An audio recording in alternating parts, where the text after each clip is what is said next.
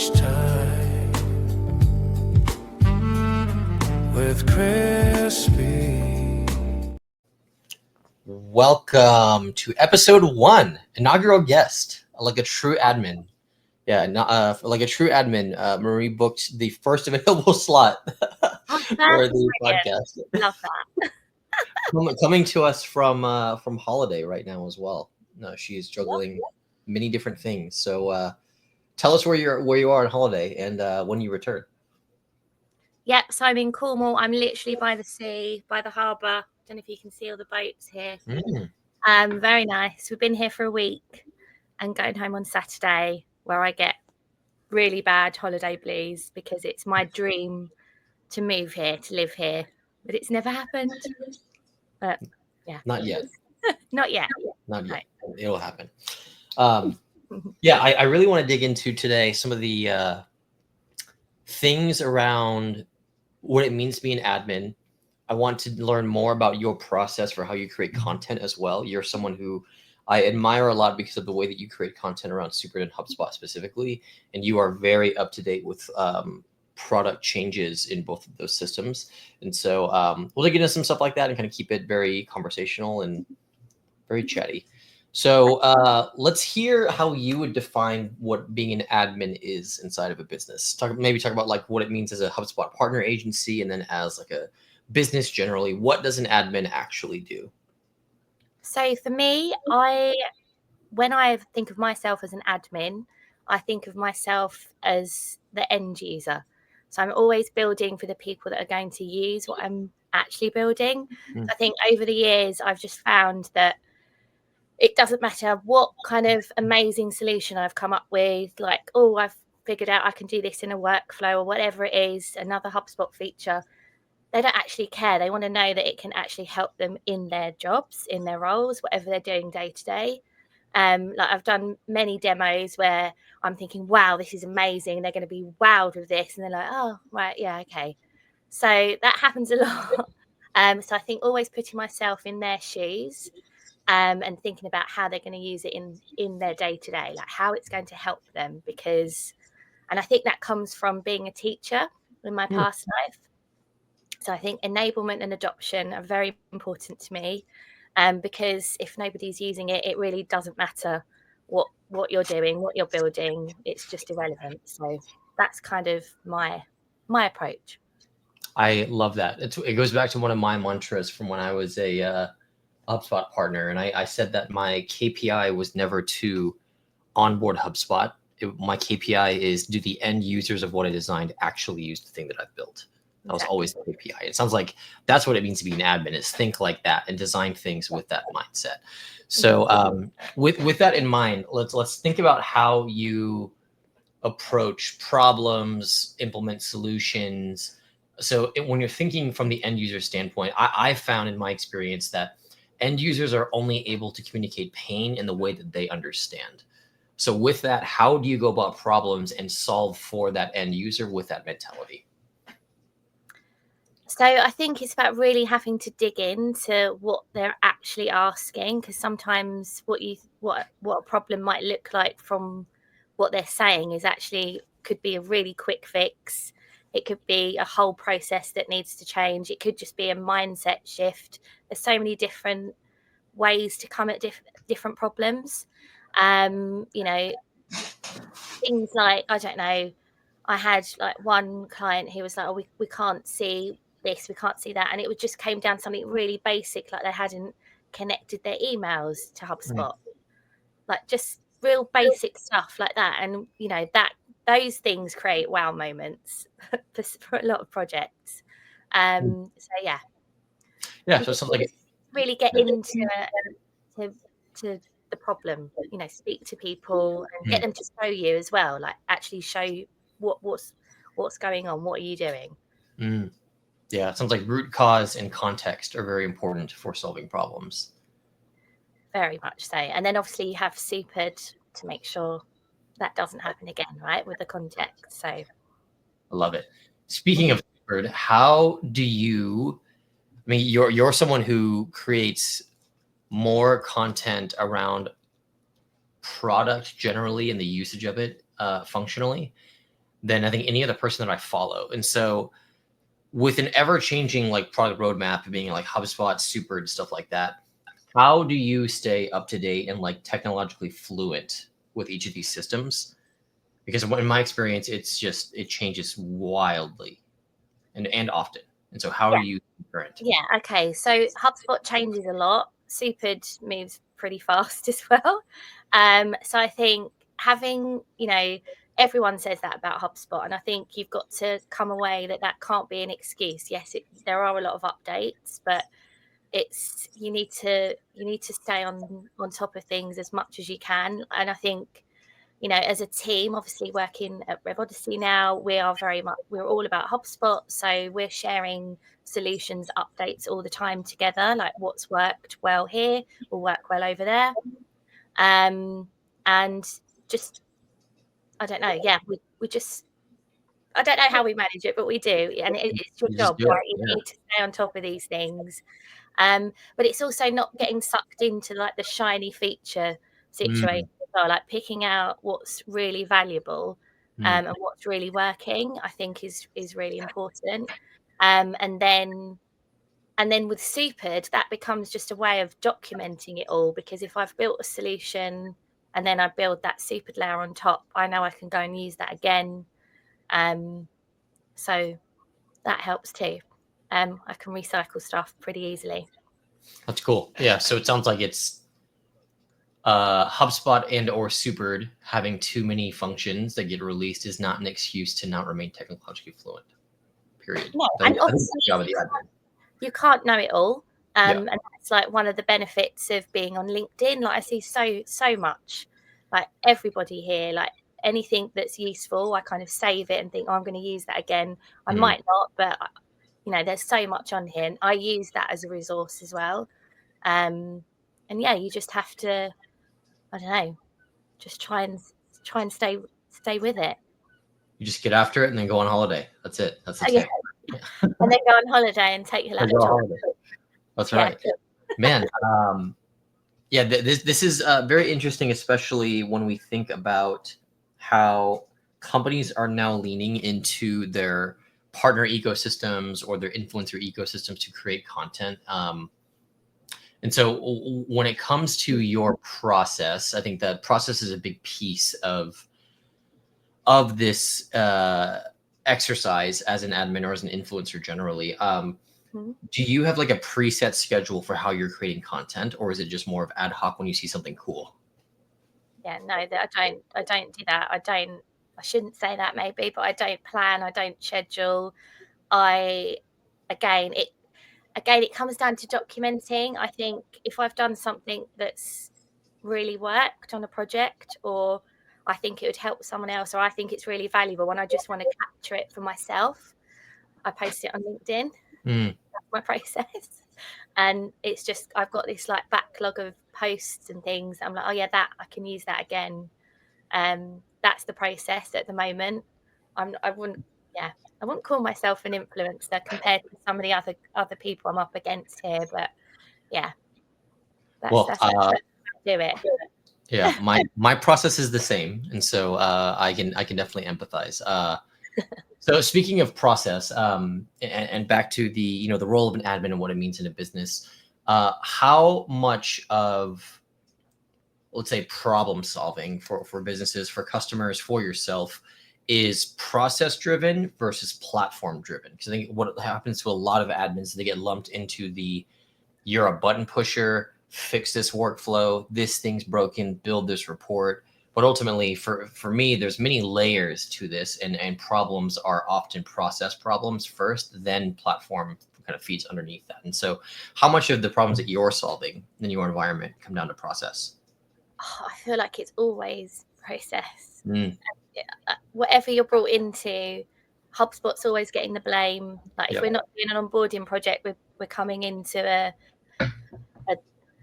mess, or whatever those projects are called. They're like, just help, we've had HubSpot for 4 years and it's broken, it's this, it's that. And HubSpot's always blamed, but actually it's not HubSpot. It's all the process isn't clear.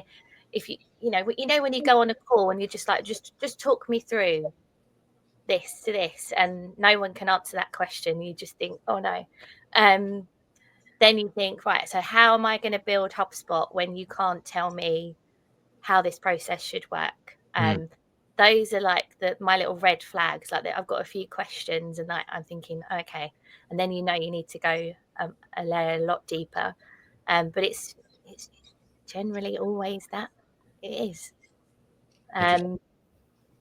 Yeah, and they think by having another HubSpot feature that's going to solve a problem, and you have to go back and be like, no, you need to fix this, make it clear, map it out. Yeah, it sounds like processes are root cause and context often, from what it sounds like. So would you say, like, let's think about the perfect admin. What do you think the most important skill set is? If it had to be one thing for like the perfect admin in a business, what would be the most important skill set? What's the most underrated skill set as well? So I used to think it was about technical ability, but now being in this space for a few years, I think you can always learn those things. And like we said about updates and staying ahead, like you always have to learn. So you have to have that mindset that you're always going to have to learn. Like things change quickly and you need to stay on top of that. So I don't think, yes, you need some sort of technical ability and at least interest, because that's what you are going to be doing at the end of the day.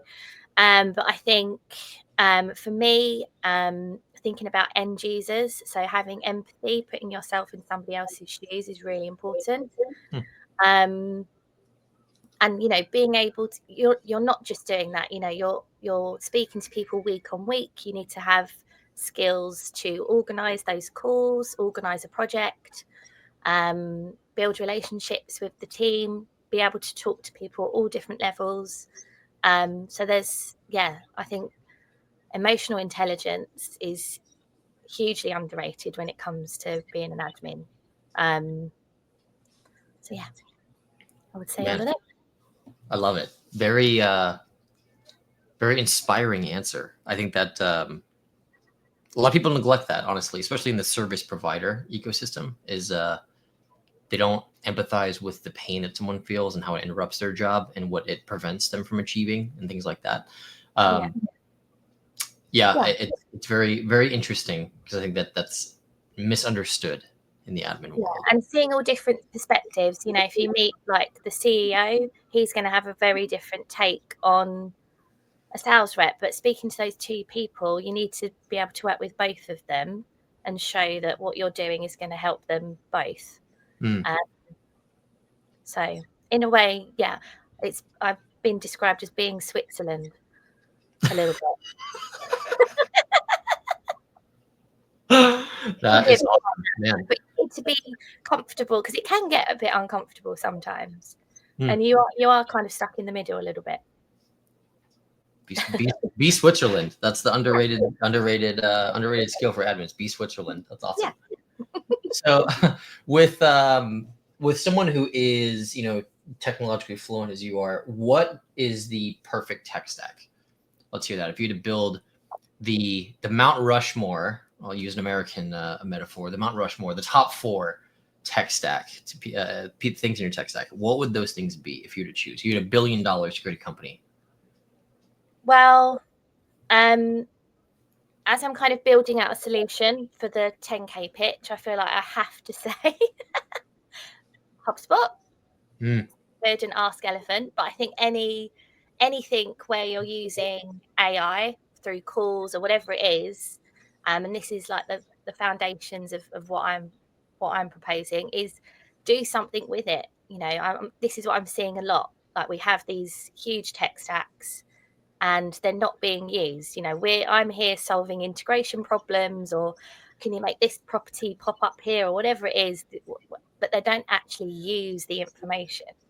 So I think, and that's why I love Super so much. So having something where you've obviously got a CRM, whether it's HubSpot or whatever it is, and your AI insights, whatever those tools might be, and then using Super to actually give people the points that they need to act on. That's my ideal tech stack. So I heard HubSpot, Ask Elephant, Supered. What was the fourth? What was the fourth one? I don't know. That triangle. I think it could be anything. I don't know. It could be Slack, for example. That's what I was going to say. Yeah. Everyone has that. I think. There obviously are some people that don't use it. They use other Teams or whatever. But yeah, obviously having that. I don't even think of that as a kind of another part of the tech stack, but it is, because it's just always there. Mhm. Yeah, definitely something like that everyone's looking at throughout the day. Yeah, That's a good one. My answer would probably be the exact same. It's so functional, and so like with that in mind of having the Mount Rushmore of the perfect tech stack, what would you recommend to admins now that are emerging in our ecosystem? Someone that wants to either build a HubSpot solutions partner agency, become an admin, build 10K pitches to be that person that does that. How would you suggest someone go on that pathway if you're starting today? What would that process be?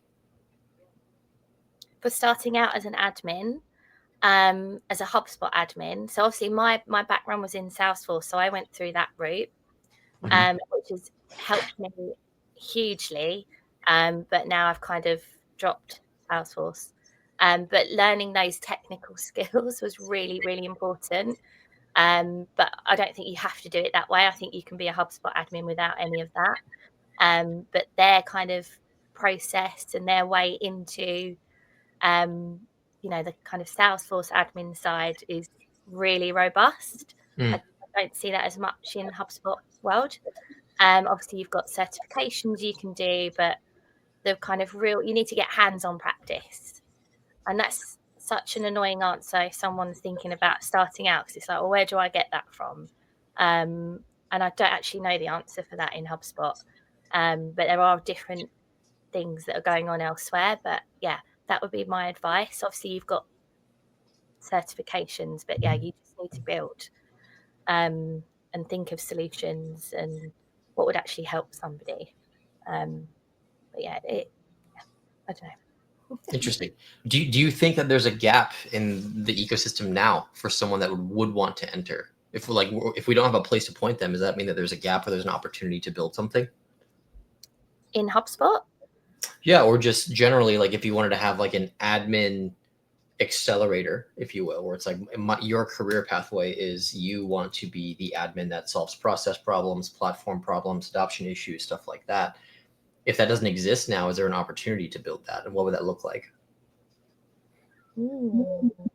Yeah, I think so. Like we obviously you've got this super admin competition, and like we kind of shy away from that title of being an admin, including me. So yeah, I absolutely think that you need to come in with a kind of 360 solution though. So like we're saying about the tech stack, like thinking about like everyone, what are the tools everyone's using? AI, they're using Slack or messaging or whatever it is, and think about pulling them all together. And how you can make a kind of like a 3D experience. Like don't just think of HubSpot, because actually, for the teams I'm working with, like sales reps, they're not really interested so much in HubSpot. It's just like another thing for them to do. So by giving them something that's pulling everything together, I think that's the way to go. Interesting. I agree with you. It's the difficulty here that for someone that would be starting out is finding the functional piece of learning, not just the certification and the applicability of a methodology. Like it's important to know that like reading the book is great, but applying the book learnings to a real world scenario is where the real magic happens. And this is where I stopped taking certifications in the HubSpot Academy later on in my partner life cycle because I found that it wasn't helpful. Yeah. Like I wasn't taking things that I was learning and directly applying it to clients. And so it was more of, they weren't certifications, they were like quizzes almost. Like I don't know, that's probably maybe the best way. Yeah. And it's that's where the missing link is. I think is you need to be able to challenge people to create solutions. This is where like the HubSpot certified trainer certification is probably the only one that actually does this right now. And so it doesn't like this an opportunity. And so with the biggest event of the year on the horizon being Inbound, are you attending Inbound? No, not this No, year. no Inbound. Have you been to Inbound before? No, Oh man, maybe wow. next year. Have you been to Dreamforce as an ex-Salesforce admin? No, I didn't go there. Man, we got to get you out to Inbound. Man, next year we'll Year. Yeah, next year. Well, as someone who let's say if I don't have those resources, I was going to ask you what would you look for at Inbound? Have you been to the virtual version of Inbound ever?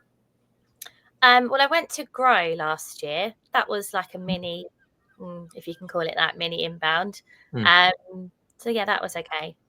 But yeah, but even there, like, I don't know what Inbound's like, but yeah, anything where there's hands-on workshops, you know, I think that would be really useful. Yeah, I'll say the best part of Inbound is seeing everyone. Definitely the best part. The stuff that's on the horizon in Inbound this year is going to be very interesting, especially coming out of it with some of the new. I think it's going to be all AI driven, all of it, just like last year, which I'm kind of getting tired of, especially as someone who is a former admin, I'll say. But yeah, it'll be interesting to see what the product updates look like. So, are you anticipating any new features, or like what's number one on your wish list from a functional standpoint? Oh, I'm not sure. Like, I'm fine. Like, I'm sure they'll do a good job.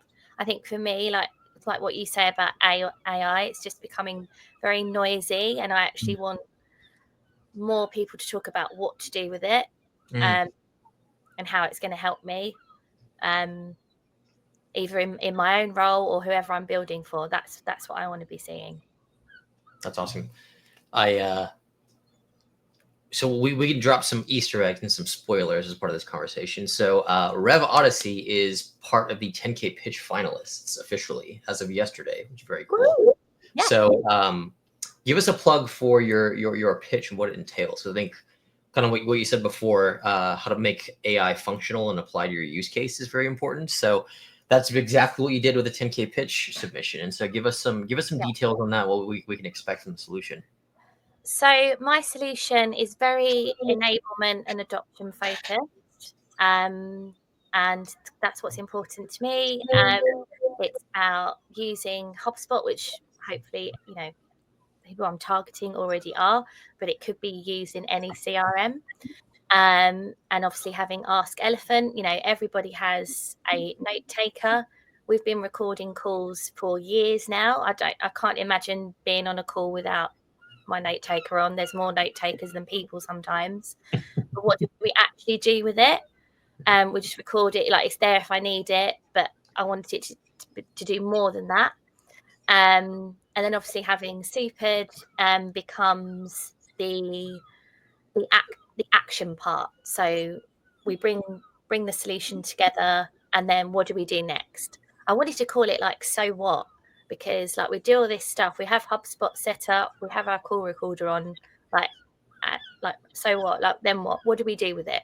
So that's kind of where my brain went with my solution. Yeah, and I have dropped in process boards because I can't wait for those. I'm so excited by that. I think they're going to be brilliant, and being able to prove that what you've built is actually driving adoption as a partner.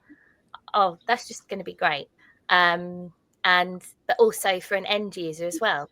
Like you want to see that what you're implementing is making a difference. So that's where I'm going with it without saying too much. I think it needs to be a bit secret at the moment. I don't know.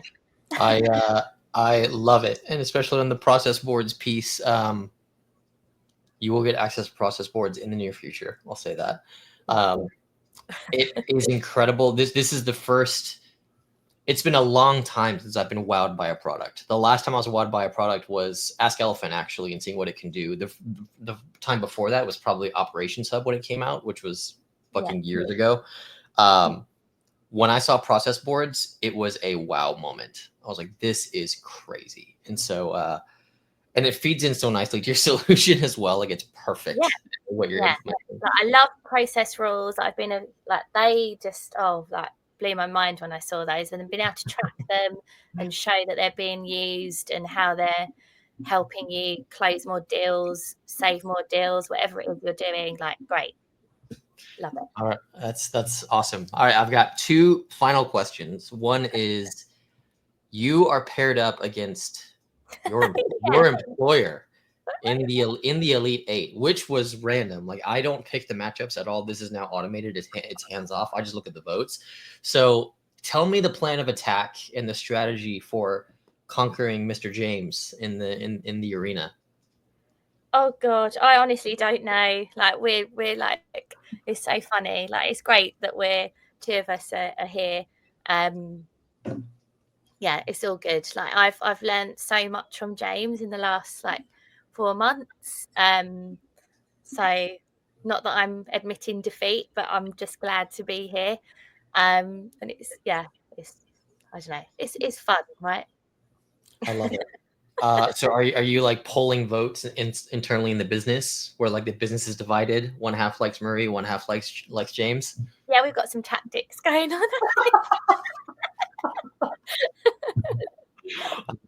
And you're hustling on holiday to make it happen as well, which is just that's where the grind is real. It's awesome. Yeah, it's good fun. Like I enjoy it. So it's all good. Awesome. All right, final question, which is, you are the inaugural guest on Crunchtime with Crispy officially, which is very cool. Give me your crunchy opinion on something related to admin, something related to HubSpot, stuff like that. Like blow me away with the perspective that you have. About super admins. So what I think a super admin should be and why I think I should win, why you should vote for me, is that I believe in adoption first, enablement in the flow of work, and that small things make big changes. Beautiful. Beautiful. I love it. Okay. Thank you very much. And this was a great conversation. I learned stuff more. I learned way more about what it takes to be an admin. And I feel like I'm rusty now that I've talked to you, who's actually an expert in doing this on a day-to-day. Closing remarks. Where can we find more of you and your lovely content and your energy, and how can we help you win in the Elite 8? I just need votes. Please vote for me. I'm going to put myself out there as the people's admin. I'm not a founder of a company. I'm just here as a proper super HubSpot admin. Working on different projects, thinking of solutions, figuring out things as I go along, like we all are. And I would love your vote. The people's admin, Maree Yeah. Deane. Awesome. Well, with that, thank you very much. We are very excited to see how you progress in the Elite 8. Oh, thank you. Yeah, thanks so much for having me. Awesome. Crunchtime with Crispy.